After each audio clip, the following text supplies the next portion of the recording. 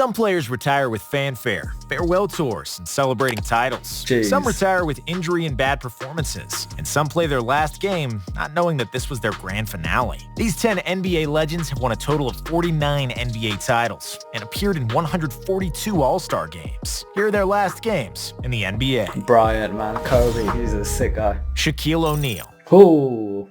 Towards the end of his career, Shaq wasn't really in the best shape, which limited his production on the court. He averaged just 9 points for the Boston Celtics in his final year, fighting through injuries that allowed him to play just 37 games in the regular season. Even though he wasn't fully healthy, Big D still wanted to play in the playoffs, and he got the opportunity in the second round against the Miami Heat. He played just 3 minutes before his Achilles gave out, Damn and it. effectively ended his Hall of Fame career. Shaq God. didn't even score in his final game. But we know all about Shaq Attack. Shaq Attack. Yep. And the films. Board breaking. Didn't even have one film. He had a second film. Shaq Attack Part 2. Yep. Michael Jordan.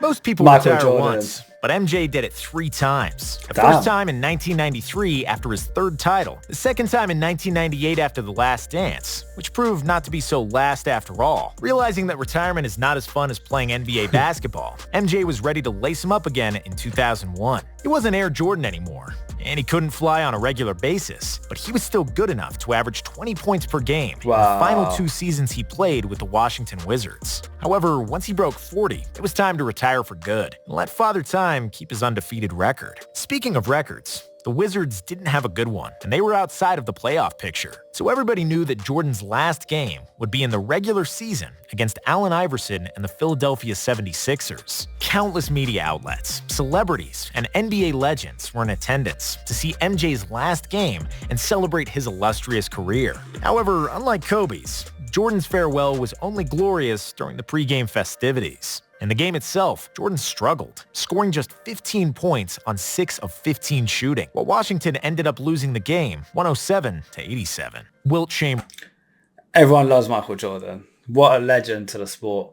We are going to watch his documentary and Uprising and his career highlights on this channel. So like and subscribe, guys, because we are going to do that. I know loads of people I love commenting. watching him in Space Jam. That was just a great film. Yeah, he's so good. Loved it. He's just amazing. He's done so much for the sport. Oh, look at that. Broken.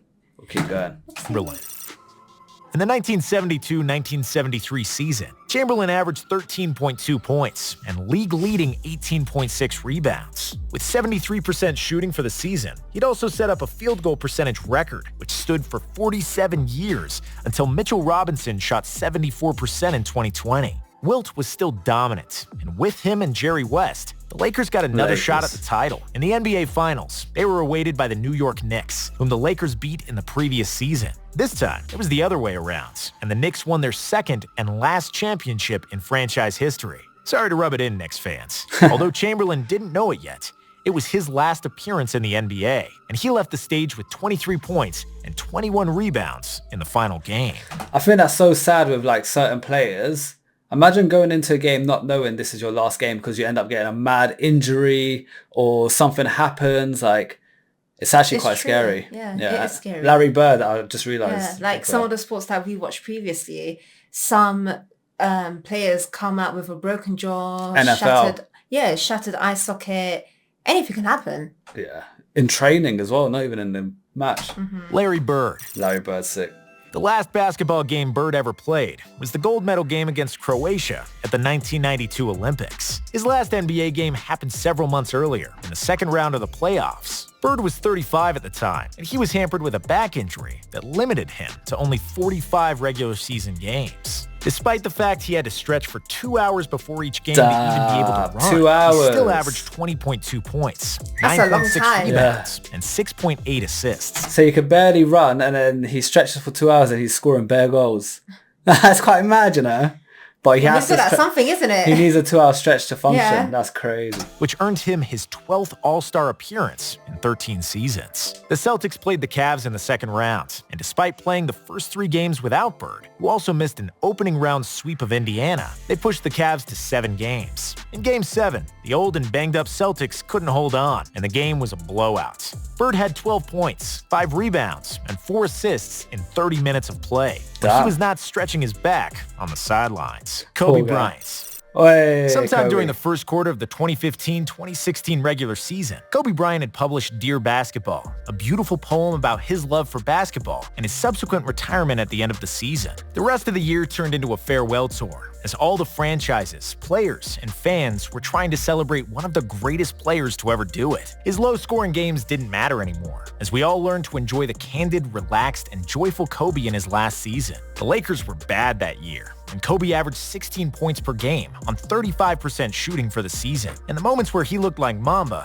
were very sparse. "Can you do me a favor? I want you to get 50 in your last game." Shaq challenged his former teammate on Inside the NBA, to which Kobe laughed and said, "No way." And then it happened. Filled with adrenaline from the packed Staples Center, his family, and countless celebrities, Kobe went out in style like nobody ever did before him. After he missed the first 5 shots of the game, he calmed down and started hitting. By the end of the third quarter, he had 37, a miracle in itself, but Kobe was far from done. In the fourth quarter, he did what he had done so many times. He carried the Lakers to victory, scoring 23 more points, making one tough jump shot after another. He outscored the entire Jazz team in the fourth, and bear in mind that Utah was fighting to get into the playoffs, so it wasn't like they were letting him shoot because it was his last game. Kobe left the game with 4 seconds to go, to a long-standing ovation from the LA crowd, who knew they witnessed one of the best performances in basketball history. Bryant set some records in that game, and the 60 points he scored on a career farewell is the most ever, and no player before him had scored even 30 points in their last game. What else? That's what you call a legend, for sure. He looks like he's got such a genuine soul. Like the way he smiles, he's just happy. It's such a shame that, he's no longer with us, but he left a legacy behind him. And you could tell he was loved by so many people because of how genuine he is. He's got this positive energy about him. He does. Yeah. I say, Mamba out, said the emotional Kobe, leaving the game he loved all his life and the career where he gave his all for 20 years. Wow. Tim Duncan.